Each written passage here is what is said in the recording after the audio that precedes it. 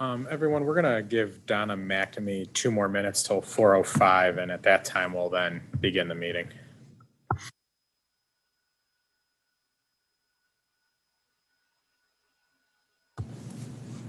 Filkowski? No, not yet. Not yet. We're going to wait a couple more minutes.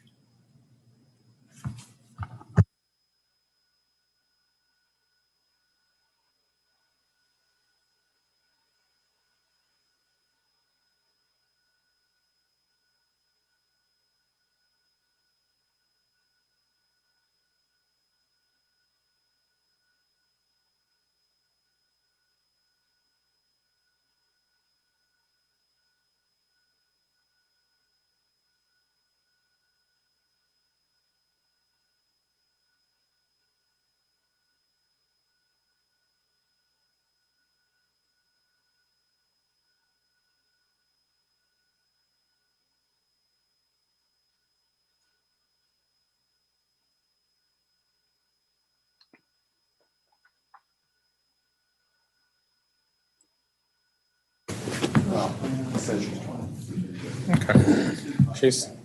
We're at that point. We'll give it like 30 more seconds. I hit admit now. Internet connection.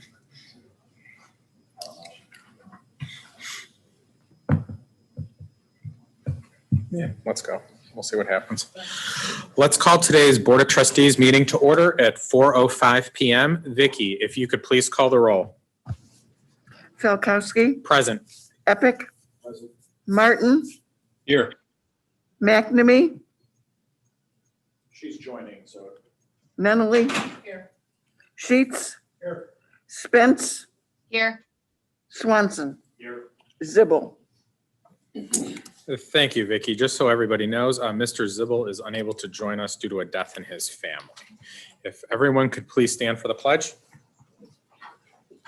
I pledge allegiance To the flag of of the United States of America and to the republic for which it stands, one nation, under God, indivisible, Indivisible, with liberty and justice for all.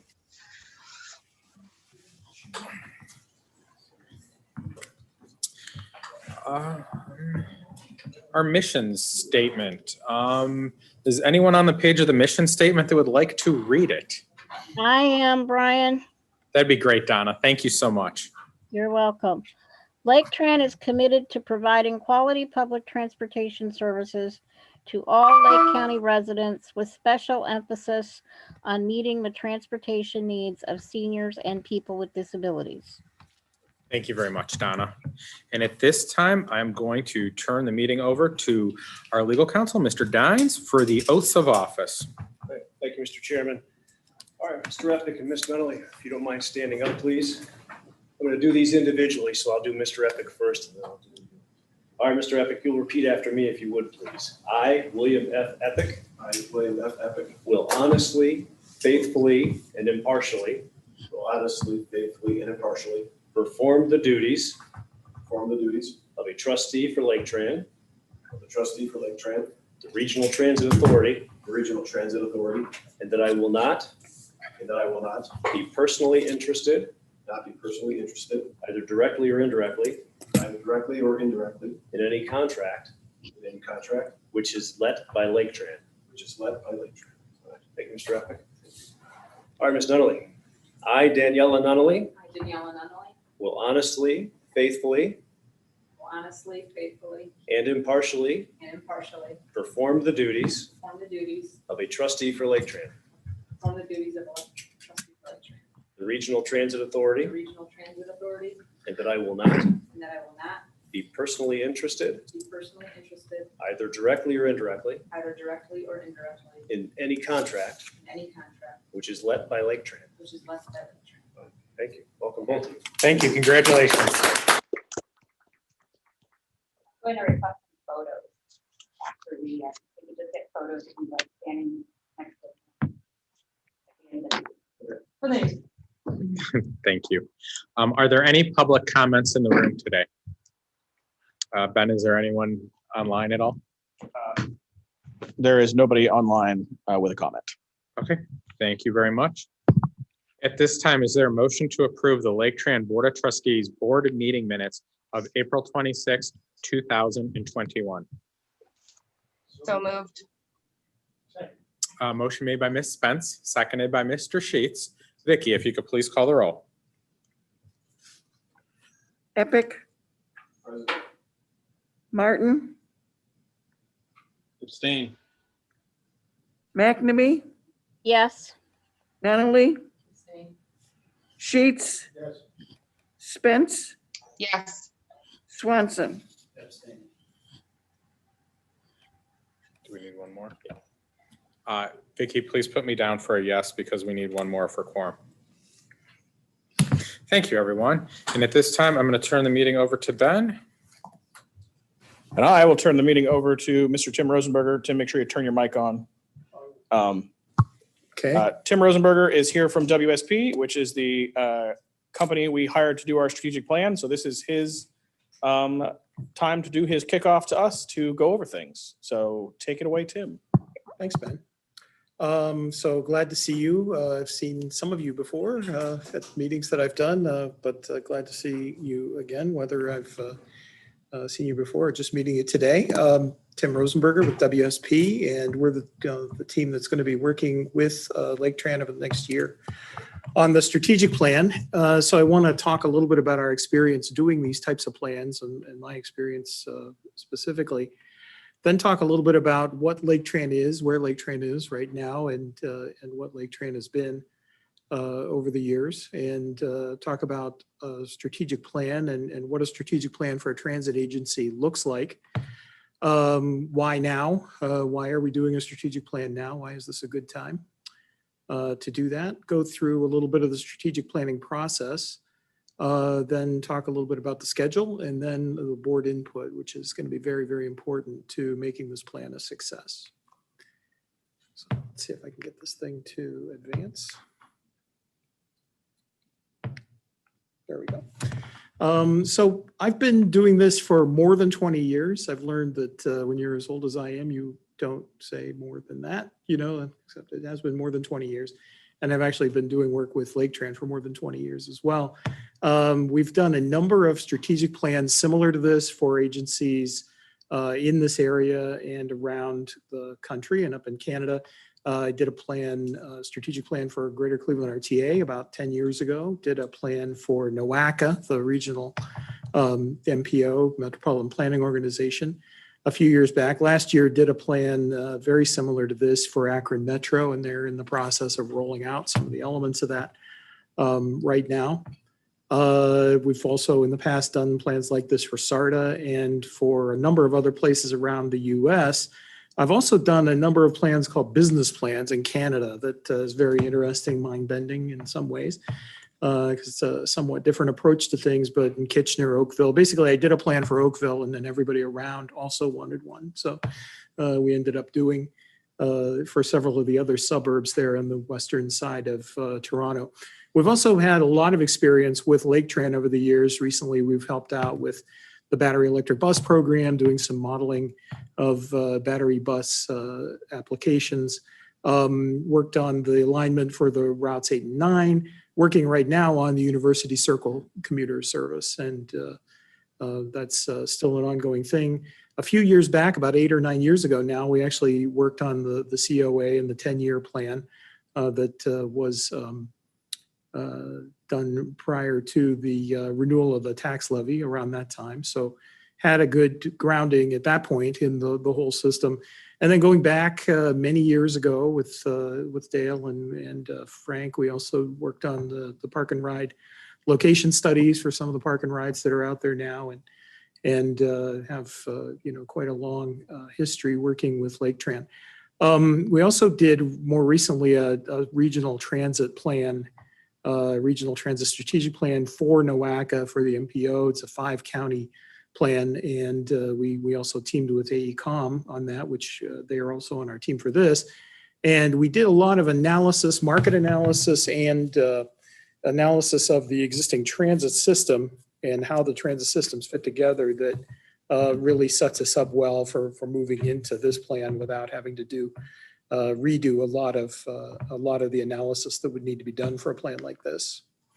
So this is more members of our team that are going to be working with me. Peter Voorhees works for AECOM, which is the world's largest transportation consulting firm, and he's based in Cleveland. He'll be helping me out with visioning and probably going to be doing some of the work with me on some of these interviews that we're going to be doing with you and with some other folks in the community.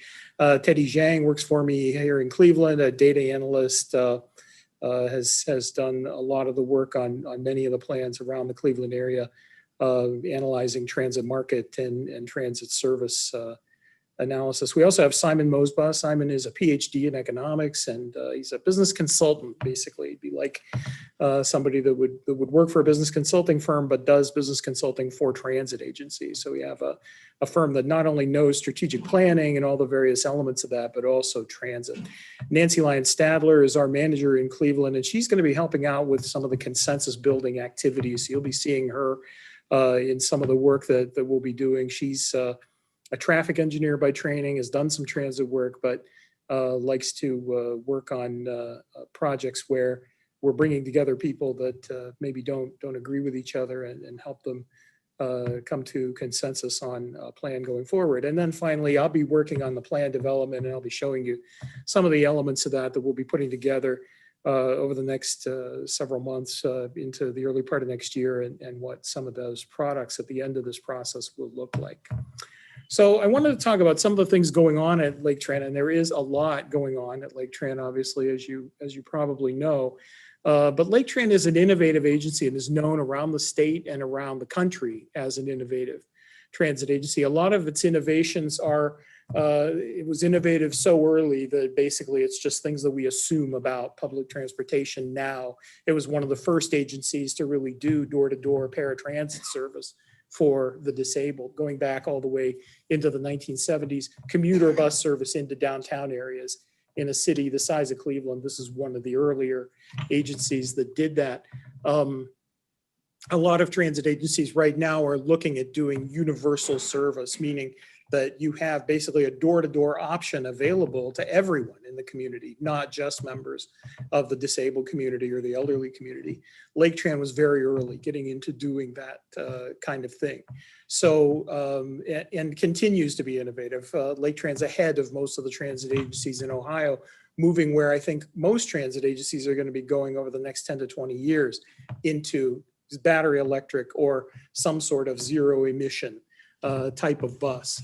So very early in doing that, and those facilities are already underway.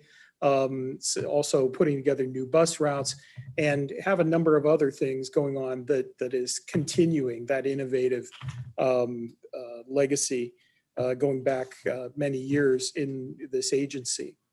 Laketran's also cost efficient, and I wanted to show some comparisons with some of the other transit agencies around in sort of unit costs, and also the cost effectiveness, cost per passenger trip of these agencies surrounding us here. Laketran has the lowest cost per trip for paratransit, demand response, dial-a-ride service, and also has the lowest, except for Youngstown, I guess, has a lower unit cost on that, but very low price. And if we look across the country, also the rates for what this is costing here are relatively low. With local fixed route service also low, you can see quite a bit less expensive than RTA or even Akron and Canton, which are agencies more closer to our size here. Cost per mile, very low. Cost per passenger trip, a little bit higher, because those agencies, particularly Cleveland, of course, carry a few more people on some of the fixed route side stuff. But on the demand response side, very, very good. And of course, that's the bulk of the service that we provide here. And that's something definitely to build on, the cost efficiency and how well things are working in terms of cost efficiency and effectiveness. And finally, Laketran is essential. It is an essential service in the community. And over the last year or so, we've been talking a lot about what is essential and what that really means. But when you look at the disabled community, people with disabilities, veterans, older adults, students. It's really a vital lifeline for many of these people, without Laketran, many of these people would not really have transportation options. Also in the last year, Laketran has really proven itself to be essential in terms of connecting workers to jobs, connecting people to jobs. Right now, you are in a labor shortage. A lot of employers have been coming to Laketran looking for options that they can use to bring more people to their workplaces and give them a greater reach into the community. And Laketran has stepped up with some of the service, the Route 8 and 9, serving the area in Mentor, along Tyler Boulevard, is a perfect example of that. Is something that the employers really wanted and really appreciate. Connecting employers to workers, workers to jobs, serving essential workers during the pandemic. Many of the folks using the service were people who really were essential, and there would have been some real challenges at many of the workplaces had they not been able to get there.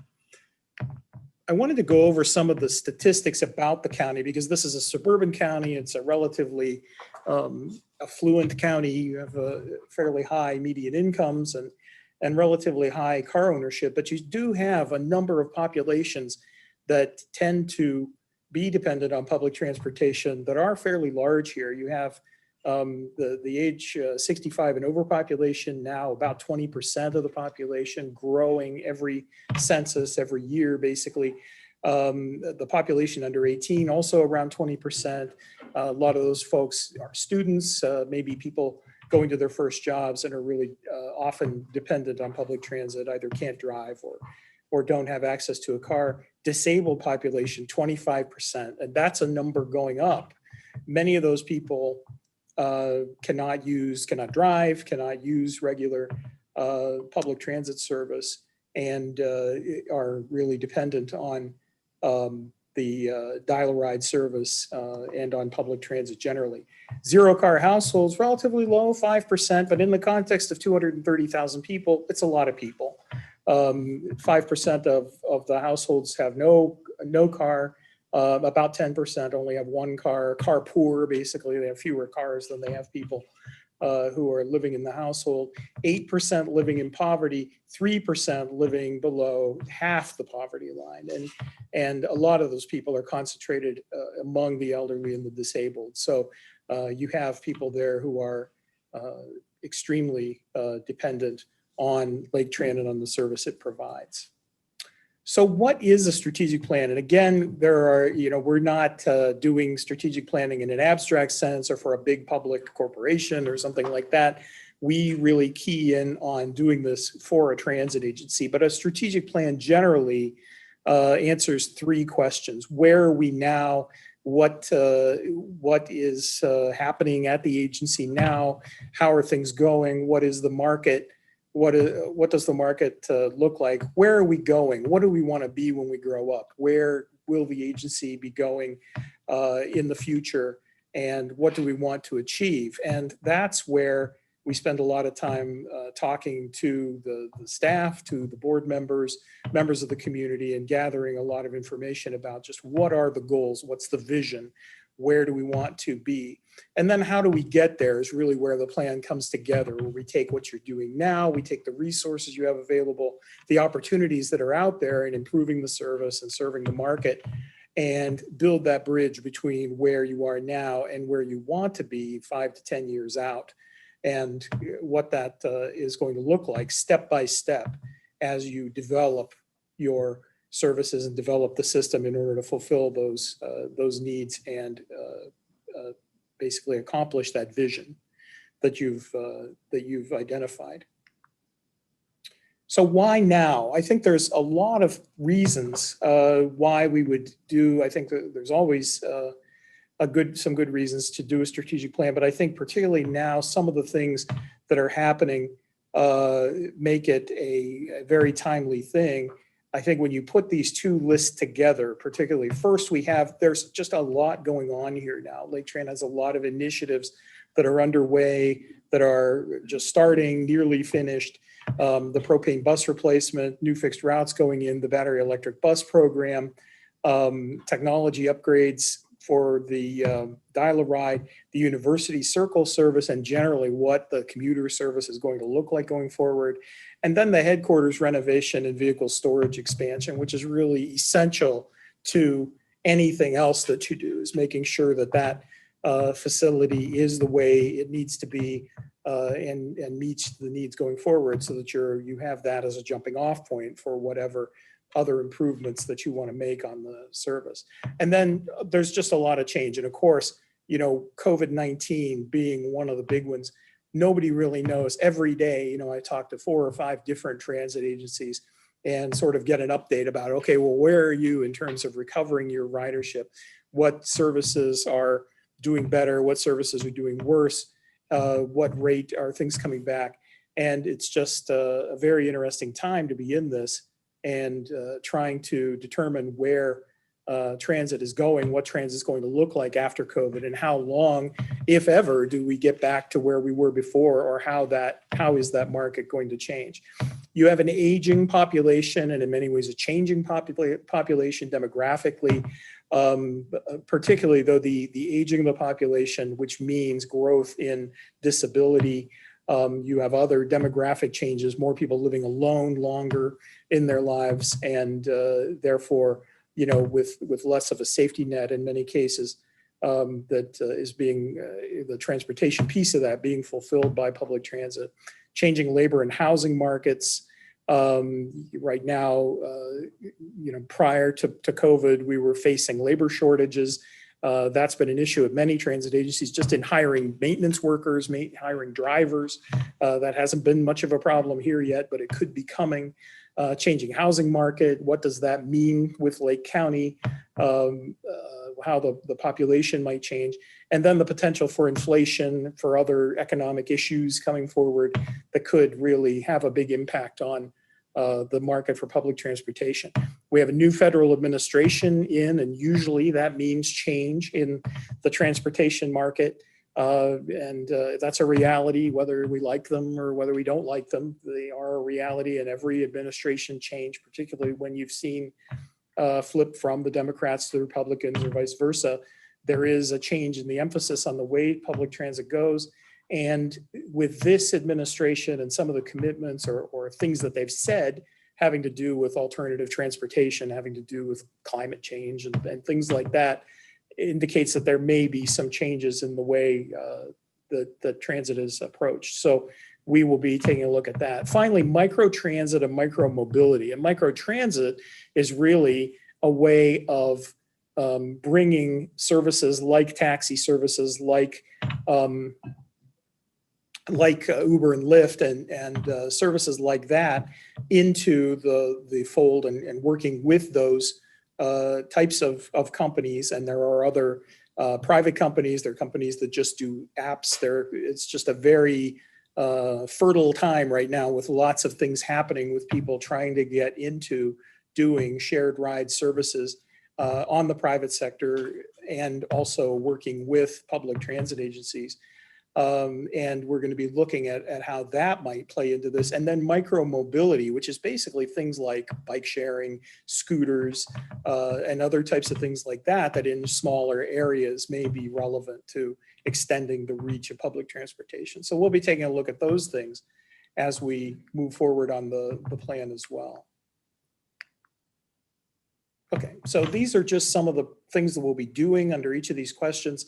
Taking a look first under where we are now at the transit market. What does the market and the market forecast look like for the next 10 years of how the transit ridership might change, and what types of services might be gaining or losing riders. Taking a look at the existing service and its performance. How is it in terms of the efficiency of the service, effectiveness of it, and a financial analysis, and taking a close look at where the resources are in the agency, and how we can ensure that the resources are there to make the changes that we want to make, and we're also being prudent with taxpayer dollars. Where are we going? Visioning and goal setting, number one. You have to know where you're going before you can get anywhere. So we want to make sure that we understand where that vision is, where you'd like to be 5 to 10 years from now in terms of an agency, what you'd like to be doing, and setting goals to match that. And that is going to involve a lot of input from you and from the staff, but from you as a board. And you'll see in a minute here, we have a schedule where we have a number of touch points with you over the next months, where we'll be talking to you about where you see the agency going. And then as we develop the plan for how we get there, you'll be a part of shaping what that plan looks like. And then in how we get there, basically putting together a step-by-step action plan for getting from where we are now to where we're going in terms of developing various activities and various services that we want to develop at the agency. That will also include a financial plan. So Lisa and I and Simon will be enjoying some quality time on the phone talking about that and just where those resources are and where they're going to be coming from, in order to make sure that we're prudently moving forward on the various implementation items. So that vision is first step, and we want to build on the strengths and the successes that you already have. You're adapting facilities, you're transitioning to electric bus, supporting and improving paratransit, making sure that the dial-a-ride service is as good as it can be, and taking in some of the innovations that are going on in the industry into that to make that service better. And the new fixed routes for new and emerging markets. Station and stop access, making sure that where our stops are located have the best chance of getting people to their destinations around the stops, looking at the sidewalk network, at crosswalks, and making sure that Laketrans riders have the pedestrian improvements to make sure that they can safely and comfortably get to where they're going once they get off the bus.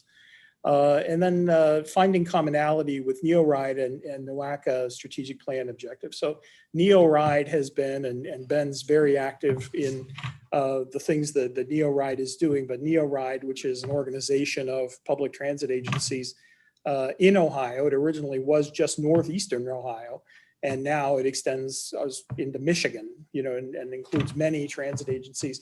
And they work together basically to develop initiatives and to develop buying programs which have reduced the cost of providing public transit, reduced fuel costs, parts delivery costs, and things like that. But have a number of initiatives. Easy Fare was one. And have a number of other initiatives to develop technology to support public transit. And then the NOACA strategic plan, taking a look at how we can work more closely with some of the surrounding transit agencies, in this case, primarily Greater Cleveland RTA, but also Geauga County and some of the other counties around here to develop more integrated services across those county boundaries. And that includes taking a look at how paratransit dispatching can be connected across county lines, and also taking a look at mobility as a service or micro transit types of services where we would be using Uber or services like that to supplement public transit services. So some of the vision items that we've been talking about early on here include what is next for Dial-A-Ride. Dial-A-Ride's 60% of Laketrans market. So that's the first place to start to really improve the service for as many people as possible. But taking a look at what can be done using new technology, new scheduling and connection software to provide same day service or even sooner. Right now, people have to call ahead a day or two in advance. Now we can get to where perhaps you could call that morning for a service in the afternoon, or maybe even within just a couple of hours before you would like to travel. Working closer with some of the cities, some of the medical providers to better integrate the services and provide better transit service, perhaps having them help to participate in supporting those services. And then using sedans, and that's something, again, where Laketrans is a little ahead of the curve, but many disabled people don't need a wheelchair accessible vehicle. And of course, a wheelchair accessible vehicle is larger, it's more expensive to operate, requires a higher level of license for the operator. So bringing in sedans and smaller vehicles, basically passenger vehicles, to provide some of the paratransit is a way that Laketran can make that service less expensive and more closely adapted to the type of service that the individuals need in the community. Also, the I-271 corridor, we already have commuter service into downtown Cleveland. We have looking at commuter service into University Circle, but a lot of people in Lake County work in the I-271 corridor. And it is very challenging, obviously, to serve with public transit because public transit tends to work well where you are bringing many people into one small spot. And like in downtown Cleveland or like in University Circle, which are sort of dense nodes of employment, you have a lot of employment up and down 271, but it's very spread out. So it can be very challenging to serve that with public transit, but we're going to be taking a look at how that might be done and how these types of new mobility or more micro transit types of services, and also working with employers who are now more motivated than ever to try to get people to their workplaces because of the labor shortage, to work with agencies to help them bring in employees. And then improved connectivity to Geauga and Ashtabula, collaboration with RTA on service at Shoregate, where there's going to be a separate study taking a look at that later this year that Laketran will be working with RTA. And then enhanced transit service along Euclid and Mentor Avenue. Euclid Avenue is RTA's most important transit corridor, and also Laketrans. When you look at Mentor Avenue for fixed route service, that is the most important corridor that you have here. And are there ways that we could integrate those so that perhaps that county line was less of a barrier and people didn't have to necessarily transfer in order to make that transition going into Euclid and the University Circle area. So this is just some of the analysis that we're going to be doing. There's no test, we don't expect you to actually read it or anything, but but we have done a lot of work on already working with NOACA and AECOM on the plan there on evaluating the transit market here in Lake County. And we have a lot of that in the can, and we're already starting to analyze that from the standpoint of Laketran itself, taking a look at the inter-county trips as well as the trips within the county, which of course are the larger volume of trips. Financial analysis, we have our team of financial experts that are going to be looking at this. This is from the Akron Metro strategic plan. You can see before the plan, they were had some problems there if you know how to read this graph. Their expenditures were outpacing their revenues. But that is not the case here at Laketran. But we are going to be taking a look at that to basically make sure that we're keeping those investments in line with the resources that are available, making sure that the money is being spent prudently, and also just providing a second set of eyes on the books, which some of these people have worked with dozens of transit agencies, have seen a lot, and may have some insights that we can offer there in terms of the way you're approaching your finances. And this is what the plan looks like at the end. The centerpiece of these plans is an implementation plan that basically provides a step-by-step analysis of where you what needs to be done to move from where you are now to where you want to be at the end. If you have Metro, in this case, we're looking at Akron Metro.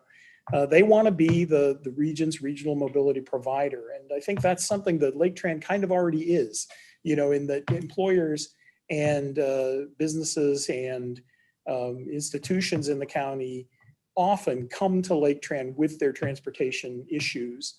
And Laketran is able to put together programs in order to address those issues, whether it's getting people to jobs, getting people to training, getting people to medical care. And that's sort of the direction that Metro wants to go. So we've laid out a step-by-step plan. We've provided when that program would begin and when it ends, each step, and then tie that to their goals and their what they're hoping to accomplish on the plan, and what we heard from the public and from their board members and from other people in the community that supports the need to do those things. So we put this all together. We also have costs, what it would cost to do this in operating cost, any kind of capital investment that might be needed, and also cost savings that we think we may be able to engender by making a change to the service. So this is our project schedule.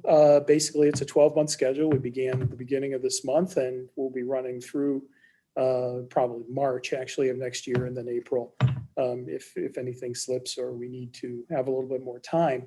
But we've basically begun doing some of the work on the existing conditions. We'll be completing that in August. We will then in the fall be putting together the draft plan, which we'll be sharing with everybody in January, and then finalizing that over the winter months so that by March we can get that plan approved by you and basically start implementing it. Your input is going to be critical to this process. We will be updating you a number of times. We'll go over that on the next slide where we take another look at that schedule. We also want to meet with each of you face-to-face or on the phone, personally, one-on-one, so that we can have a discussion about what you'd like to see in the plan, what your thoughts are about it, and where you think the agency is going. We've also been talking about doing a board retreat, which would be several hours, like a whole afternoon, I think. I think you did something like this, what, a year or two ago, Ben? 2018 was the last time. 2018, right. So we did this, we've done this on a number of our plans. The NOACA plan that we did a number of years ago, there you can see an example of what that looks like. But basically we just sit down for a few hours and go over where we are with the plan and what we're proposing to do. That'll be sort of September will be about where we're starting to develop the recommendations of the plan and the items that we're going to want to be carrying forward. So we definitely want your input in kind of an intense way at that point. So we'll be able to sit down with you and do that. And then at each step, before and after that, we will have presentations at the board meetings. This one is, you can see that on that first one, that toward the end of May there, and then over the next month or so, we'd like to be able to get together with each of you on the telephone or face-to-face, so it's up to you, to talk about the plan. And then we'd have another board meeting briefing about what we've found so far and about what we heard in those interviews and basically all the analysis that we've been doing at the July meeting. And then that board retreat would be set up around the time of the September meeting. So I believe that is the 27th of September. So that would basically be the board meeting for that month. You would have the retreat and then it would go into the board meeting. I think that's the intention. And then we would, in December, show you basically where we're planning to go with the plan, get your input before we develop that draft plan document that we'll be delivering to Laketran right after Christmas, and then have another briefing at the end that would allow you to see any changes that we made based on input that you provided. And then we're looking at March for board approval of the plan. So that is our schedule, and you can see you have a very integral role in that. We'll be meeting with you a bunch over that time period. So that's my last slide, and then we go into Julie's slide. So any questions or comments about the plan or about what I've been talking about?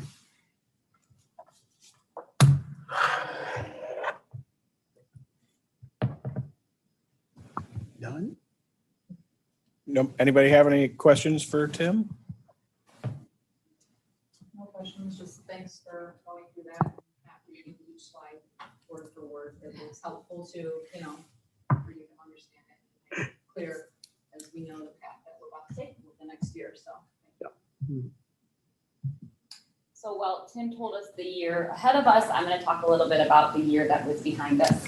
Laketran, Thank you, Tim. We appreciate it. oh, Mike, sorry. I gotta turn on your mic. I gotta turn mine off. Yeah, Donald, here, both of us. All right. So this year, Laketran decided to produce a annual report. It's the first of one we've created in our history. So appreciate any feedback that you have on it. We've had previously kind of a one-pager that we used when we did our lobbying and talked with legislators about what we've accomplished, and we really felt like we needed a more substantial document that we could share out into the community when meeting with different stakeholders or people are asking questions about the organization. So that was so a little bit about why we decided to do it. First was obviously to educate the community on our impact and share how we're accomplishing our mission. Obviously, it's a great way to document what we're doing as an agency year after year, support the advocacy efforts, as I just mentioned, as well as to improve our transparency in the community, which eventually helps build public trust, which is obviously important when we are a tax-funded agency. But we also, the state auditor also implemented a new STARS program last year, and that's to help public agencies deliver on the sunshine laws to make sure that we are making sure we're accessible and transparent with the information in our documents here in the agency. And so, of course, when there's an opportunity to win stars, Laketran wants to win all 4 of them. So I'm trying to look at 2 PowerPoints. We're meeting all the expectations that are needed for the sunshine laws, but to achieve the stars, there's some best practices that they asked for us to implement. This came out in the end of 2019. Vicki and I attended training in last May, and we have gone ahead and implemented the majority of these. I don't want to read every single one on the list, but basically now we have a website that you can go and fill out a form. You can request it, you can download it, you can come in, request a form. So if there's any way that you would like to request public information, we have a way that you can access it. You can do it anonymously, you can do it through email. Just so you understand, just for the record, we've had about 12 public records requests this year. They've all come in via email. The majority of them are from vendors who probably want to solicit business from us or gathering data about transit systems. We have maybe 1 resident that has requested, information from us this year. So it's not a huge tedious path, but we have requirements that we need to meet as being a public organization.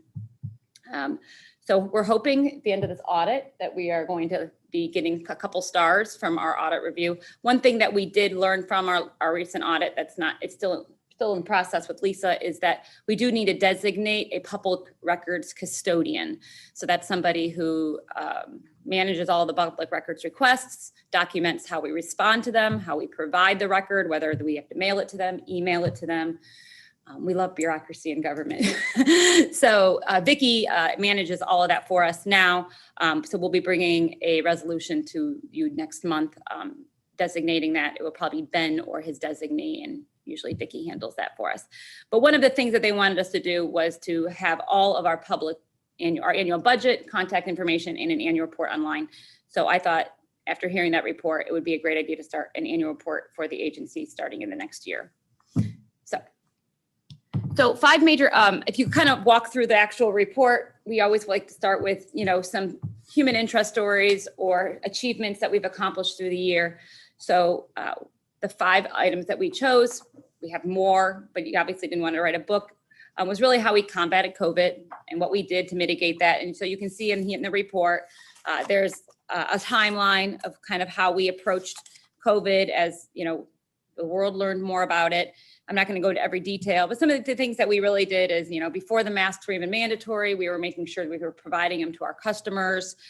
When social distancing was necessary, when we were reaching our routes, when ridership started coming back, we added service to make sure people could still feel safe on board our buses.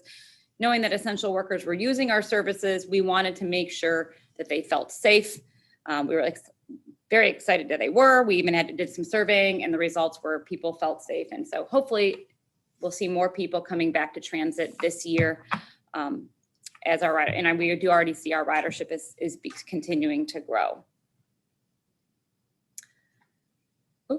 The next thing we did, if you want to flip the page of the booklet, is feeding our seniors. Laketran quickly responded by early April when seniors were encouraged to stay home and to stay safe. Our Council on Aging, as well as the commissioners, called us and said, you know, we have seniors that are afraid to leave their homes. A lot of them were probably people who relied on your services to get out to the grocery store. Can you help us get them food? And so immediately we worked with multiple agencies in the community, and it was a great opportunity for us to also use our drivers and our workforce who would have normally been driving the buses to get pick people up, but instead they were managing and sorting and distributing our groceries. So we delivered groceries in phase 1 of that. And then in phase 2, we worked alongside the Farms to Family program with the Greater Cleveland Food Bank we got food donations, and then we distributed those out at our Menor Park and Ride. And by the end of the year, we had donated over 180,000 pounds of food. New routes, new destinations. I keep going ahead because I'm looking at my book. That's kind of what Tim already talked about today, is that we launched Route 8. Luckily, before COVID hit, we had already pretty much completed our public hearing process. As an agency, just so our newer folks know, if we want to change a route or add service or eliminate a route, we have to go out to the community for public engagement. So we need to host public meetings that they can, and then we can do as much as we want or as limited to what the Ohio Revised Code says, but we have to provide a way for the public to give us input on service changes or fare increases. There's a list of various things. So when we wanted to add routes 8 and 9, and we wanted to add service along Tyler Boulevard, which is something that we specifically told the community when we were out for our 2019 levy that we would bring to the community. So we had kind of already started a lot of that public engagement prior to even the levy, working with businesses. We had a small stakeholders group, but then we actually brought the new route alignments out to the community. We hosted meetings throughout Mentor and had, I think, almost 500, 800 people participate in that process. So we got those routes launched. We're also preparing for the future. Our future is electric buses. And so for that, we launched, well, we continued the construction of both our Frank J. Polivka Transit Center over at Lakeland Community College, which opened up earlier this year in March, as well as our Wycliffe Park and Ride. If you drive down I-90 or Route 2 from the highway, you can see the construction going. We're not only adding the transit center there, as well as the electric bus infrastructure, but that the lot itself, the resurfacing of the lot is getting done as well. So that will be a nice facility once it opens later this year. And the last thing we really focuses on was ready for growth. As Tim just alluded, Lake County is an aging population. If you kind of haven't heard that in the news, one of the studies that the commissioners did a couple years back said the statistic that you see here in the middle of the page, that 25% of Lake County's population is now over the age of 60. And in just 6 years or 10 years, it's going to grow to 34%. And just to align that with the nation, only about 16% of the national population is at 65 and older. They're looking for that to grow to maybe 20%. So Laketran, or Lake County as a whole, is aging more rapidly than the nation as a whole, which kind of makes sense. We're in suburbia. We don't have, a fun urban area like Cleveland or Charlotte where all the young folks are flocking. But that just means that there's going to be more demand on our dial-a-ride service in the future. And so by hiring more drivers and purchasing more vehicles to be able to meet that demand, that's what we're looking to be ready to do. The next page, on page 9, is a lot of the awards that we were recognized for. Briefly, the Green Garage Award was the first time we actually entered this contest, and it's to recognize garages for best practices that do things that help the environment or allow to make your operations more efficient and environmentally friendly. They're very impressed with our waste. I'm going to say it wrong. The heating we do it. Keith always has the better. Used oil. Yes, we actually refine our oil. We used refined oil, and then we put it in our buses, And then we recycle it a third time by heating our building with it. So that, skylights, the launch of our propane vehicles, there was a lot of things in our application. That award went out to Keith and his team. Lisa and her team, they did a fabulous, they do always do fabulous, but they won the 25 consecutive years of clean audits from the state auditor, as well as, again, a distinguished budget award, which I think she's won 15 times or so. So it shows that, we're good stewards of the taxpayers' dollars and using our dollars wisely. We also had a milestone award for OPTA. I'm sure you're getting a lot of acronyms today. OPTA is our Ohio Public Transit Association. And we had two employees that hit over 30 years of service to Laketran. One of them is actually retiring later this week. So former Senator John Eklund, as well as our CEO, made a trip up here to recognize our employees. And then I manage the communications department, and we won 2 national awards with APTA, which is the American Public Transit Association, for some testimonial videos that we put on social media called My Laketran Story back in 2019, as well as the materials for our 2019 levy. So then, of course, we want to share outcomes and kind of talk to people about who we are, what we do, and who we serve. So I just kind of grabbed some of the infographics that I just kind of wanted to say why we put those out there. A lot of these are reflect questions and conversations that we have out in the community when we're giving presentations to Rotaries or Leadership Lake County or organizations that request us to give presentations. Our total ridership by mode, I always like to highlight so people know. That's very interesting. That's probably what Tim would probably understand. That's where our ridership has probably been most of the 2000s when you're looking back, even 2010, 11, 12. And that was our ridership last year. But what's unique about that is Dial-A-Ride in the last 7 to 8 years is almost exactly the same as our fixed route ridership. So again, that kind of, just like we were saying before, Dial-A-Ride is starting to overtake our fixed route ridership, which is just showing the more demand from seniors and people with disabilities. Next, I'd like to show off our fuel use. For those who are new, we just started implementing propane vehicles into our fleet in 2017 with our goal to completely transition our Dial-A-Ride fleet to propane fuel because of the savings. So we'd like to show that we do use a diversified fuel source, ways that we can be better. It's more cost effective, but it's also better for the environment. So in the graphic that's a little bit cut off from the Zoom, but it says 4238, that shows that we're almost 50% there. And just like I said, launching that 2017-18, as vehicles are allowed to replace, we'll continue to replace them with propane vehicles. And then underneath the photos is our new vans. And about 2 years ago, we also started implementing vans into our Dial-A-Ride fleet, similar to what Tim said with sedans. We're trying to look at if there's a smaller, more efficient vehicle that we can put on the road, it helps the total cost over time. Similar to what you'll see in a lot of nonprofit reports, we always like to show off that the majority of our workforce is really in direct service, and that we keep our administration and overhead, as they might say, low. Over 94% of our employees are putting direct service on the road, with just our administration making up 6%, which is very low for the transit industry. I also like to show off, because we know by our fare type, a little bit more about the individual getting on board a fixed route bus. The pie chart there in the center shows what type of fare was paid. Again, this was an odd year being 2020 because we actually had a fare suspension for over 6 months. But what's unique to see is that still 23% of the people who were getting on board our buses were seniors and people with disabilities. When I started here, a lot of people always thought like, oh, if you're going to work or you're a college student, you're riding the fixed routes. And then as soon as you turn 60 or 65 or you're a senior, then you transition to Dial-A-Ride. And if you only come to Laketran as a senior, you're just going to use Dial-A-Ride. And what we like to tell the community is our fixed route service is just as important to seniors and people with disabilities as our Dial-A-Ride service. And that number is actually kind of down. It usually tips closer to 30%. Of seniors and people with disabilities, or the individuals riding our fixed route buses. College is way down. I don't know if you knew, but Lakeland, over 60% of their classes went online last year because of COVID. But usually that's, around 15% is college students. And again, similar to the dial-a-ride buses, you'll see we have 16 transit buses, but 5 shuttle buses.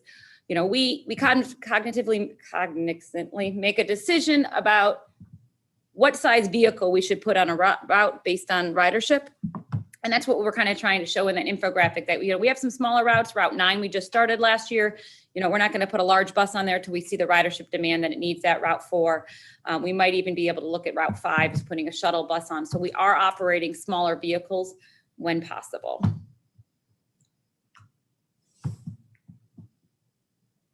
Did you change something, Ben?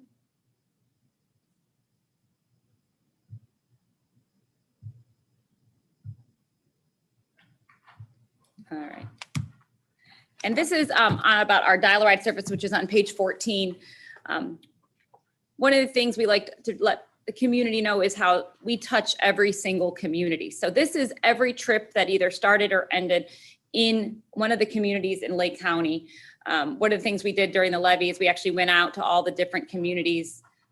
We went out and talked to their city councils to let them know, like, you know, the impact that we make, and they're constantly bringing people in and out of their community, and how that impacts their, not only the residents of the people that live there, but their businesses or the services that they're providing.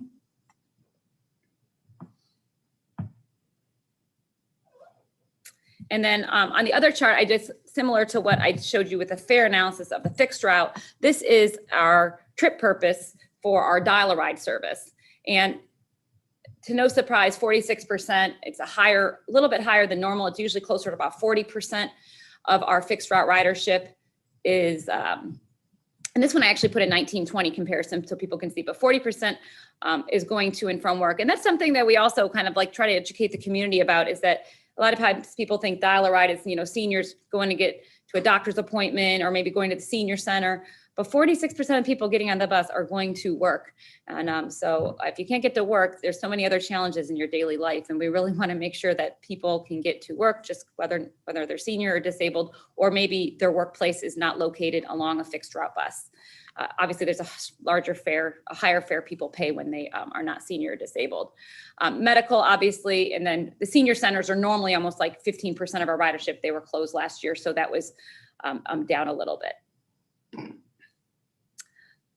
And then for the financials, as part of the annual report, what we want to do with our capital projects, we wanted to, really what I wanted this page to highlight is when you first, at a first glance, you see all of these different funding grants, funding programs that we apply for. Some of them are competitive, some of them are formula, you know, they come from federal, state, and local. We want the residents of Lake County to know that, you know, we're not just relying on sales tax to get our work done. We're trying to make the most of that by going out after state and federal programs where we can secure money. And then also the local sales tax is often a match. So then we can always say, you know, you're always going to see a little bit of a local share. The only reason why you don't in buses is because the CARES Act, we didn't have to provide one. But usually when we go out for a federal grant, we have to provide a 20% match to those funds. So this really shows how we, one, leverage our sales tax dollars and how important it is to us to be able to maintain our capital needs, our capital assets, whether it be our buses or our facilities. And then that we Andrea aggressively goes after grants that are available at both the state and federal level. And last, I'm not going to go into the details of everything on the operating budget because Lisa covers that at every single board meeting. But the one graph I always like to show off is the one that shows where are the expenditures by mode and where we're spending our dollars. You know, our mission here at Laketran, we read the mission statement in the beginning, is it says directly in there that we're here to serve the whole community, but with a special emphasis on meeting the needs of seniors and people with disabilities. And not only do we do that through our services, but our budget actually reflects that as well. You know, 65% of our dollars are going directly to make sure that dial-a-ride is there for seniors and people with disabilities. You know, that's why we went out for the 19 levy. We wanted to make sure that we could continue to sustain that service. And we do that in our spending year after year. So this was our first annual report. We will be distributing it at different meetings that we'll be at, as well as sending it out to all the communities that we serve and our stakeholders, different organizations that we serve. And if anybody has any questions or comments, I appreciate hearing any feedback.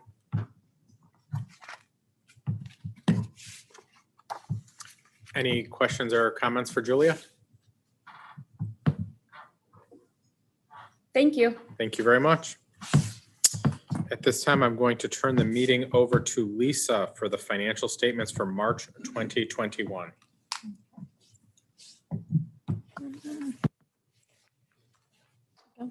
Okay, good evening.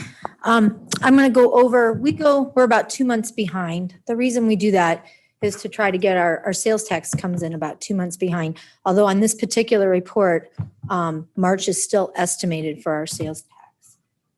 So my first slide will be to go over our revenues year to date. And on here, I have a comparison. I try to focus on the middle column here for actual for 2021. To the right, we have the 2020 actual revenue, and to the left, we have our budget. And year to date so far, we have brought in $6,645,596 in our total revenue. We budgeted $6,235,857. And then if you compare it to the 2020 actual, we were at $4,090,275. So when comparing it to our actual, the reason why we are up is due to our sales tax with our new levy. That actually, even though it was passed in November of 2019, it did not take effect. We did not get revenue. We received the revenue in July for May. So it took effect in May. So that's why when we're comparing March from this year to last year, it's up. The other, comparing our 21 budget to our actual revenue, we are up a little bit, and that's really due to our state grants and some miscellaneous revenue. And that's, I would attribute to COVID. We got an extra workers' comp payment in our miscellaneous revenue, and that's why miscellaneous revenue is a little bit higher. And I have noted some of these down here in red as to why they vary. Another one would be fares. Those are off a little bit, and obviously that's due to COVID too. So, and then we will go to our second, which is basically our expenses, doing the same thing for March of 2021. Again, the middle column being our actual expenses. We're at $4,370,333. Our budget was $5,419,904. And then if you compare it to our actual of 2020, we're at $4,226,535. So our expenses spent less than budget is about $1 million, and our expenses spent more than budget for 2020 is about $143,000. Wages and benefits are up compared to 20. Due to a new organizational chart approved by the board in November 2020, but wages are less than budget due to not all the approved positions being filled. Obviously with COVID, and there's been some challenges and the needs of the service and stuff, and that will happen throughout the year, and we just had a hiring event. So we will see those numbers fluctuate for 21. Our purchase transportation is down, and that's due also to COVID. That would have to do, a lot of that was with the seniors with Wycliffe and then Breckenridge. Services are down compared to 2020, basically because of our cost. We had a one-time cost for our election. Our supplies are down compared to 2020 due to spending less on dial-a-ride parts in 2021. We attribute that to, replacing our vehicles, and we do that every year. In the middle of March, our 2020 is when the COVID shut down. So we will see some higher fluctuations when we're comparing actual and even budget this year. It was hard to do a budget this year. It was very challenging for everybody, and we tried our best to put it together, and we will see that fluctuate.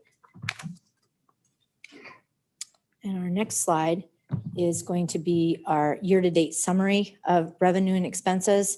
So just to give an idea, our total revenues versus our operating expenses. And we always talk about the operating. Capital can be very challenging for us because I have a snippet in one of my last slides going over the capital expenditures, and those just vary because Andrea is constantly applying for grants and stuff. And we do have a detailed sheet in our budget that shows, things that we've applied for. Maybe we've gotten them, maybe we haven't. It shows all that on there, being denied or accepted. Sometimes we apply for a certain amount, we only get, a lesser amount. And as Julia mentioned, most of our grants and stuff, we do get like 80-20, but like on electric buses, they wanted us to make a little bit of a larger contribution. So those might be a little bit higher. But either or, I'll get to those when we go back. But on here, I thought it would be important to show what our local capital expenses as we spend them in the year, because that's really not reflected in our operating expense. And when we take all that into consideration, our income or loss before depreciation, so we budgeted we'd be at 815. We're actually at 1.6 million year to date, and last year we were at a loss of 136,000. And then, of course, we have depreciation expenses. Those are estimated. We really don't know exactly what all those will be throughout the year. I do take my best guess based on what I know and what we've done in the prior years, which I have mentioned in my notes below. 2021 revenue is higher than 20 due to the increase in sales tax and state grant reimbursements. And our 2020 average monthly depreciation is around 360,000, which totals about 4.3 million for the year.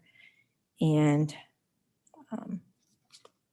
so it just kind of gives you an impact. So this year we're actually positive.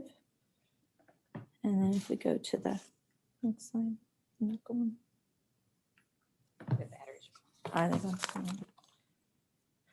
And this gives you kind of an idea with our cash balance. Again, this is as of March of 2021. This is also on page 13 of the board packet. We did have a board resolution passed a few years back that kind of established what we would use for our operating. It's about 5 months worth. We keep about 8.5 million for operating. We're estimating about 5.8 million of our cash that we have is for current grants or being able to obligate grants, because when we apply for those grants, we have to be able to show that we have, that we'll be able to meet that expectation of 20 or 23 or whatever we have on that. We have some money set aside for the headquarters building, and then we have our special transportation services. And then I kind of just noted some things in the bottom with the electric buses coming up, because our cash balance, I know is up there a little bit, but I just want to bring up originally the electric buses are coming in, and they were supposed to be in. We probably figured we'd pay for them between April and July. That kind of slightly changed a little bit. So it'll be sometime between June and August when we do get ready to pay for those. Our local portion's about 2.5 million, but we were able to get an EPA grant for those electric buses also, which is about almost 1.6 million. And that is only on a reimbursement basis. So we have to pay for that, and then we will get reimbursed. To my knowledge, I've been here 13 years. We haven't had an EPA grant, so I'm not exactly sure how long it will take to get reimbursed for those funds. And then, and I kind of defined that down in the bottom there with the EPA. It was 1,575,000. So we will be spending some of those funds. And then we have some other miscellaneous grant obligations. The other challenging thing with capital is that you might obligate it in 1 year, and buses are a great example, but we don't really receive those. It can take anywhere from 6 months to over a year for a bus, depending on the size of the bus and that to be made. So, okay. And then STS, we have a special transportation service that we put together. Again, with the COVID, we haven't really done much with that. This year we are doing a little bit. It's starting to come back, but COVID really kind of slowed things down for that. We had just started that in 2019. This is the type of service where people can actually pay for Laketran services to do groups or take buses and stuff. Leadership Lake County, I think, would be one. Maybe some senior centers, or to do special trips that we would not be able to do in our normal day-to-day business. Obviously our revenues are 586 this year due to interest income. And when you compare those to the estimate versus the actual, and the whole reason for this is really due to COVID. So I keep that in there. And then, okay. And then this is our capital project. Just through again, this is through March of 2021. This fluctuates month to month depending on the grants and stuff. So federal is about 44.7% or $22,210,061. Again, the best way to get this detail is on page 16 of the board packet. And then to the side, I had a graph last time, and Donna brought up some questions, and I thought it would kind of be better to explain if I broke out the federal, local, and state shares. and broke it out from prior to 2021, and then our estimates for 21, 22, 23, 24, and 25. 24 and 25, we have a CMAQ grant that we were awarded a while back, and we made a commitment, so that's why that's listed on there. Normally, we don't have it that far out for sure, knowing for sure the grants that we'll get. But because we do, we've mentioned that on there. And then, so currently, with our local share, we're at 47.5 at 23,590,376, and our state share is about 7.8% with 3,845,000, and that totals 100% at $49,645,437, and that's our total of what we know over the next 5 years. Again, I have the estimated headquarters cost. Again, that fluctuates, and then we have several grants that we have gotten due to COVID. CARES Act is one. CRISA is another, and I'm not sure, Andrea, what's the third one? The American Rescue Plan. And as of March, we didn't know what that amount was going to be, but I believe the American Rescue Plan is going to be about 9.6 million.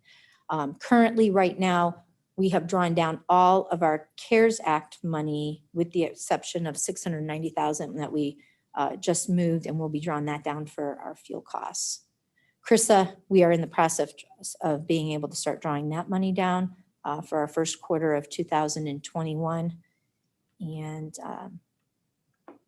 after we draw all those funds down, we'll start on the American Rescue Plan. But the American Rescue Plan is not available right now for drawing down. I think we're waiting for them to give us our approval on that. So, and other than that, I think I am done unless you have any questions. Lisa, this is John. I got a question for you. Okay, yes, John. Back on page 13, there's 26 million in cash, and that reconciles to what's in the balance sheet. And you break that up into each kind of category of cash on page 13. But if I'm reading this right, only 9 million of the 26 million in cash on the balance sheet, only 9 million is invested in some kind of an interest income producing vehicle. Yes. And I'm wondering why only 9 of the 26 million would be invested in something like that. What is the reasoning behind not investing in the balance of the cash that's on hand into some kind of investment, income producing type of a vehicle? Yes, John, that's a very good question. The reason I had not done this as of March is because I was getting with Andrea, and we wanted to make sure that we had our funds available for when those electric buses were going to come in, because that will be about a $4 million that we're going to have to put out for that. And originally, when we were doing this, I think it was in January, we put off the building. Originally, we were going to start that in April, and I want to make sure I had some funds available. Plus, we also did not have all of our CARES Act money drawn down. Now that we've drawn all that down, I have this month moved about $5 million of that and put it into our investments. And I will work with the investors, and we'll probably do some long-term and some short-term investments. And then as we draw down those CRISA funds, based on what we're actually spending on our capital and whatever else is left, probably sometime in the summer, I'll probably move another $5 million. I just want to make sure that I have the cash there to cover whatever our capital projects. And I knew we had some large projects coming through that we were going to have to dish out some cash for. Right. Understand. I can understand the dilemma that you have, but I think the major capital projects are not even approved yet by the board. So if there's just some way that you can get the cash invested as quickly as you can, which it sounds like you are, that would be great here. And because of the time lag, I can see the dilemma that you would have here. But that really is a lot of money that we're giving up. Absolutely. And I totally agree. I love to earn money on our money. I don't want to get us in a pinch and tighten it up and then turn around and have to need it. So I did talk with Andre. We talked over last week about this also. Okay. So I did move that. And then once we go through, I will move some more and I will invest it to make sure we're getting some short-term and long-term benefit out of that, while still having the money to pay for all of our electrical buses and anything else that may come along. Because we do have some other things. I talked about the electrical and the headquarters, because those are like the bigger projects, even though the headquarters I know is not approved by the board at this point. There are some other things that we have even in capital that was approved in 2020 that has not been spent. And I think there's a little over $1 million in that also that will be coming to fruition this year to be able to pay up. Okay, well, Okay. great. Thank you All for right, thank you. on top of that. Thank you, Lisa. Any other questions for Lisa? Okay, at this time, is there a motion to approve the financial statement for March 2021, subject to audit?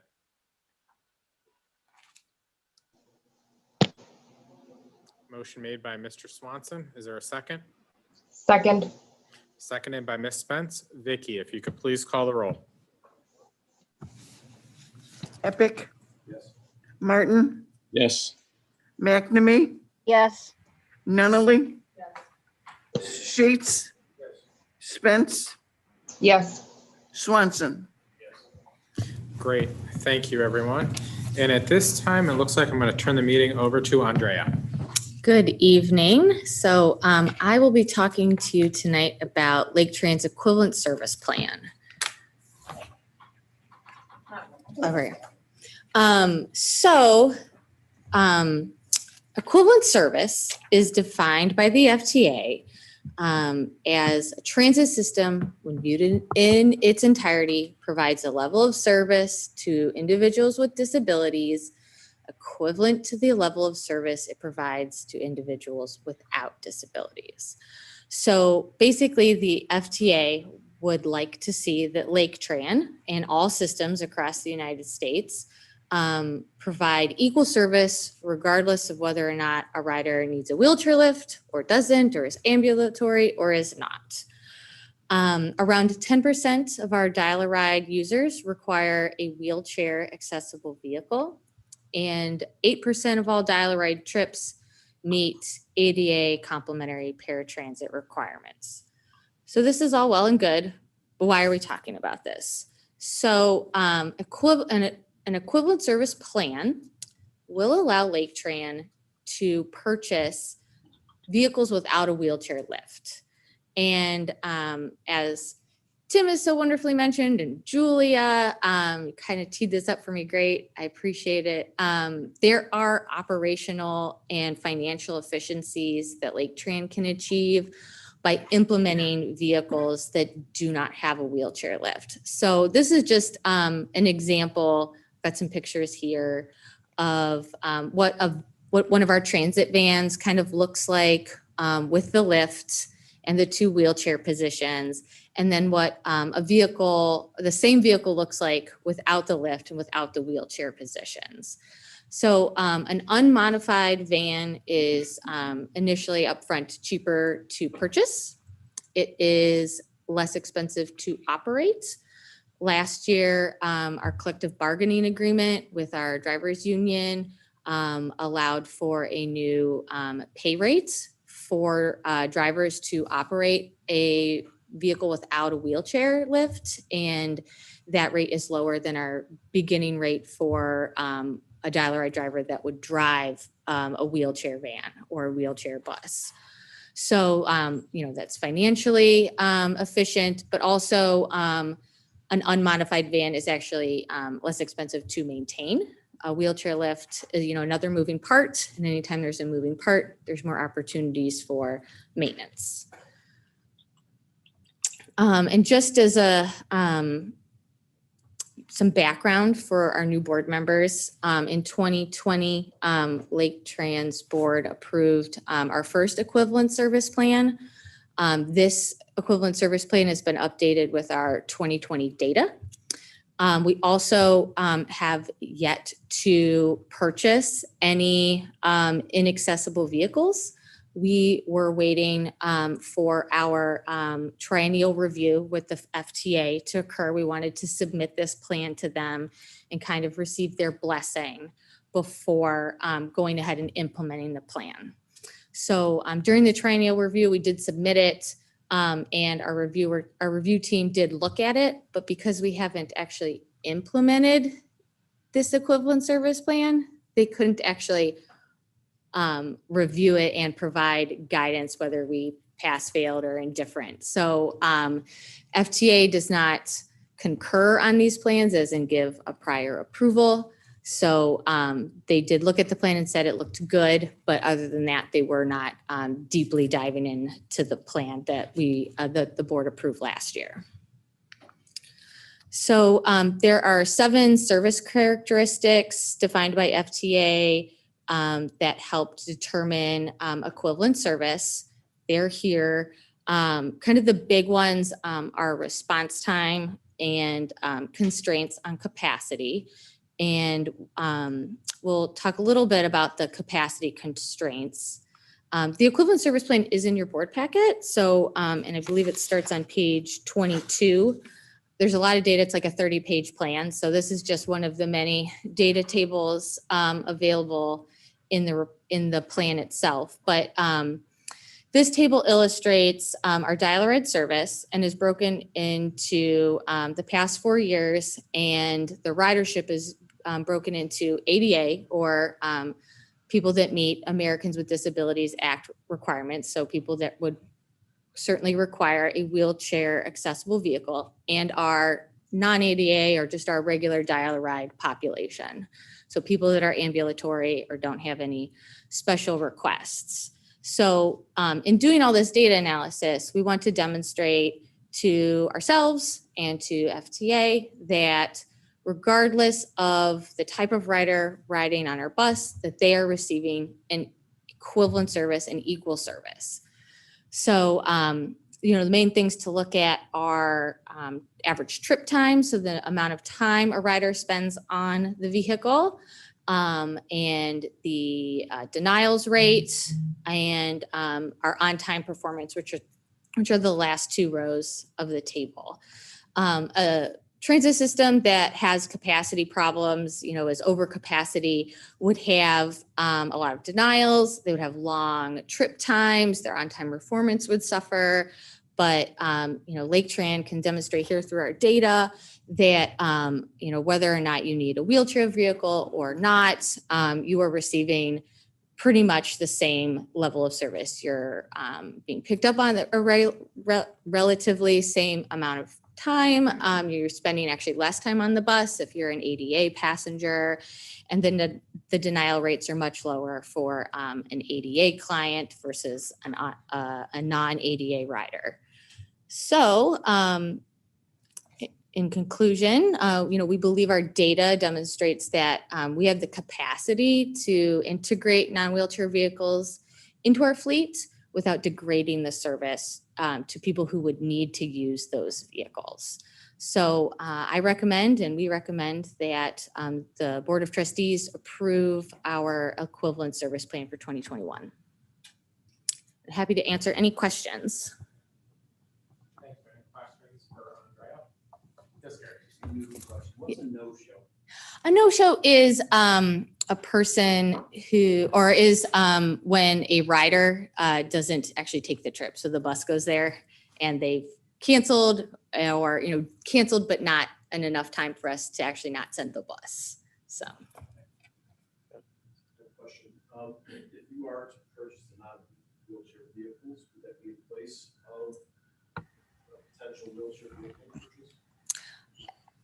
I think it kind of depends. It could be, but it could also be an expansion of our fleet. Yeah, so for those board members that have been here for a while, you probably heard us talk about this plan a bunch of times and wonder, why do we keep talking about this plan? We haven't done anything with it yet. So for our new board members, the federal government requires us that every vehicle has a wheelchair lift on it. So every bus Laketran runs has a wheelchair lift on it to meet ADA accessibility guidelines. You are allowed to have a plan called the equivalent service plan, which then permits you to buy non-accessible vehicles. So this is the second year we've asked for the plan to be approved. We haven't done anything with it yet because we were trying to get our auditors to look at it and give us some confirmation that it was acceptable, because the feds will allow us to have it and we can't operate non-accessible vehicles without it, but they won't look at it. And they won't say, your plan is good, good work, you can buy inaccessible vehicles. We're hoping they would give us that sort of the green light with our audit they basically said, well, you're not doing it, so we won't look at it. So we're in a weird catch-22 of, we could buy vehicles without the feds telling us it's okay. What our plan is with the news from this audit is to take a piece of our dial-a-ride fleet and in our scheduling system, classify it as an inaccessible vehicle. So existing vehicles will be marked by the scheduling software that they don't have a wheelchair lift, and we'll actually run it and test it without having to buy the vehicles. So we'll get some time to see how it works, make sure it works okay. And then at some point, the plan would be to either replace existing wheelchair vehicles with inaccessible vehicles, which are cheaper, as Andrea mentioned, to operate, or potentially as we see dial-a-ride grow in the future, instead of expanding the fleet with wheelchair accessible vehicles, we could expand the fleet with a minivan. So we haven't bought any yet, and our plans are to eventually mix those into the fleet in an amount that makes sense. But in the short term, we're just going to take existing vehicles, classify them as inaccessible to test it, and hopefully we'll get the feds to give us an opinion and then make sure that we're clear to buy vehicles of a different type. So it's a kind of a very frustrating regulatory process where you can't get permission in advance, but you can get yelled at later. So that's kind of where we're at. So eventually we would like to have some in the fleet for all the reasons Andrea mentioned. Any other questions? Seeing none, is there a motion to approve the resolution approving Laketran's equivalent service plan in accordance with Title 49 of the Code of Federal Regulations, Part 37? So moved. Motion made by Ms. McNamee, seconded by Mr. Swanson. Vicky, if you could please call the roll. Epic. Yes. Martin, Yes. McNamee, Yes. Nunnally. Sheets, Spence, Yes. Swanson. Great, thank you, everyone. At this time, I'm going to turn the meeting over to Ben for the 6-month look ahead. So for our new board members, this is a process we do in your packet every month, and then I'll kind of verbally explain some things coming up. We try to give the board our best guess as to what we have coming up in the future. Obviously, the further out we are, the less certainty there is as we get closer. The things are obviously more likely to happen. So a couple things I want to hit real quick that I added this month is an optional work session to discuss the headquarters project. I know with some new board members and other board members that have would like the opportunity to chat. This is going to be an informal meeting. It is technically will have to be open to the public because board members are gathering, but there's not going to be any formal action requested. We have it tentatively scheduled for June 9th at 3 p.m. Again, that is optional. You may choose to come, you may not choose to come. That is up to you. If that date didn't work for the majority of you, we could always change it. But the objective is just to spend some time having an informal conversation about the headquarters project. Concerns, ideas, suggestions, anything like that you'd like to bring up about the project, we'd like to talk about. If there's anything you'd like available in advance, you can just email, text, or call me, and I will do my best to have anything you'd like in advance if you would like to come. We will request our federal grant authority.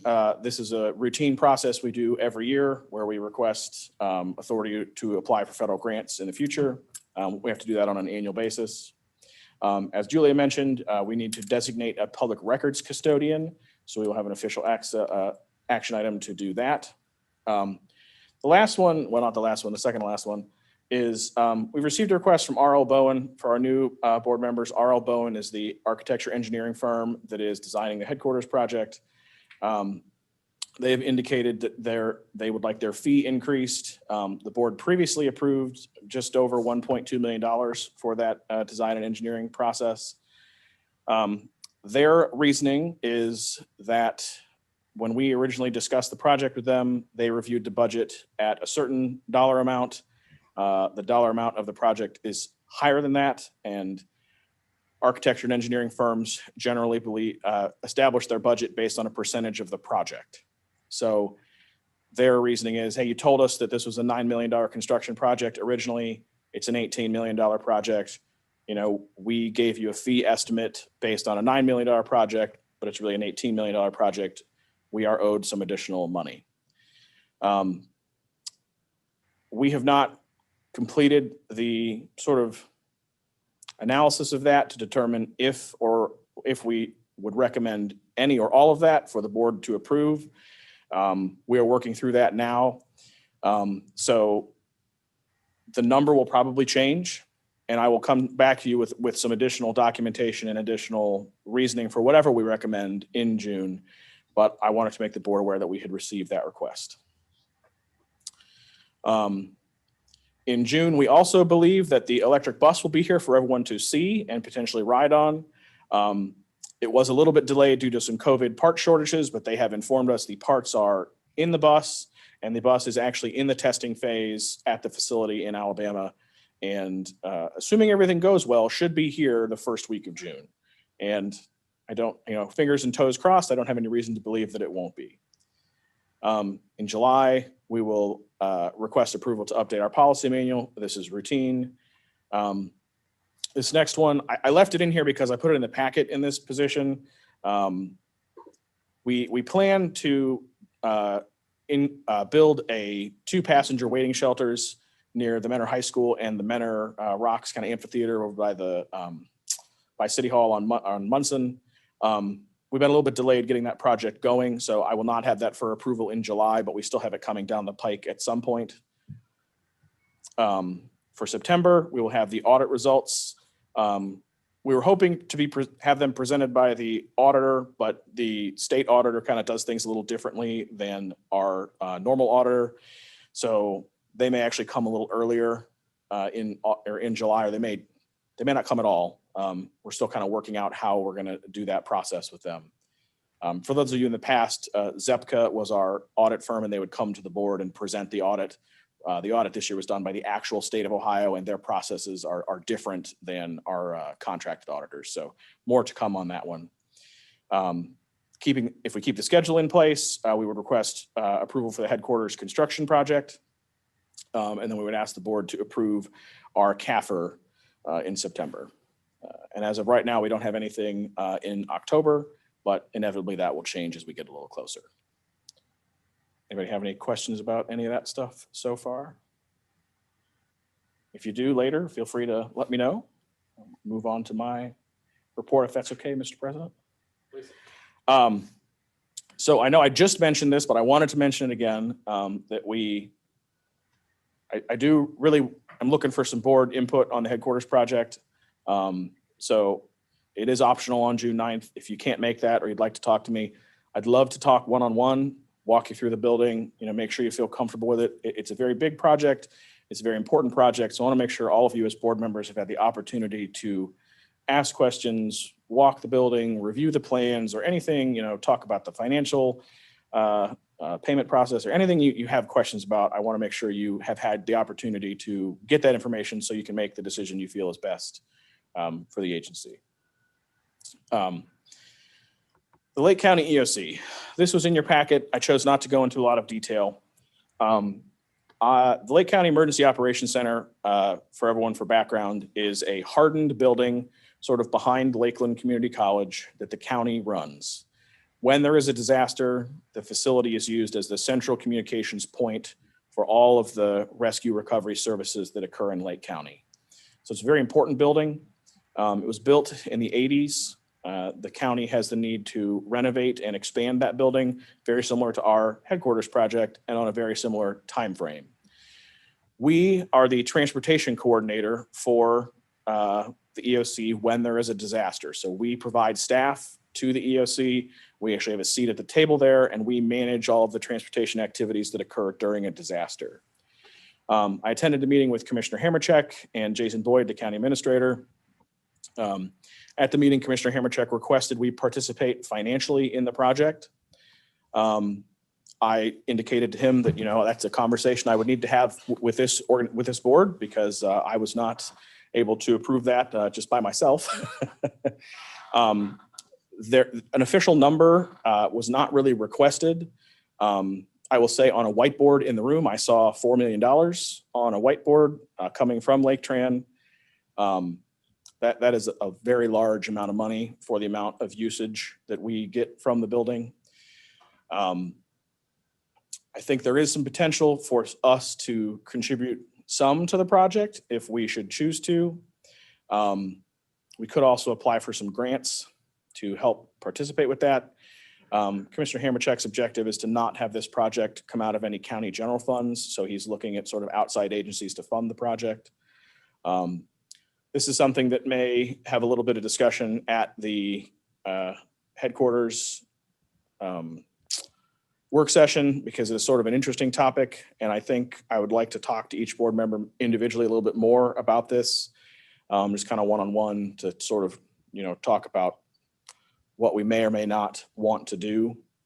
So I just kind of would like you all thinking about that, I don't have any action items on this coming down the pike or anything like that. It is just a sort of request that has been more informally made to me. He doesn't indicate he would send a letter or anything to the board at this point. I think, he's probably looking for some feedback from me once I have a chance to talk with all the board members. Update, I just mentioned electric buses, but they are on course. Both of the new, Frank J. Polipka Transit Center and the Wickliffe Park and Ride are basically finished. They are waiting for electric buses to test and validate the charging infrastructure. And there's a little bit more kind of cleanup work to do in Wickliffe with a little bit more concrete and a little bit of landscaping, but fundamentally it is finished. We're still tentatively looking at a grand opening date for the Frank J. Polipka Transit Center of July 29th. But that is probably subject to change here coming up soon as we sort of coordinate with the different parties. There were a lot of funding. A lot of people funded that project. So Julia is doing a very difficult job of trying to coordinate all the different sort of stakeholders that may want to attend that ribbon cutting.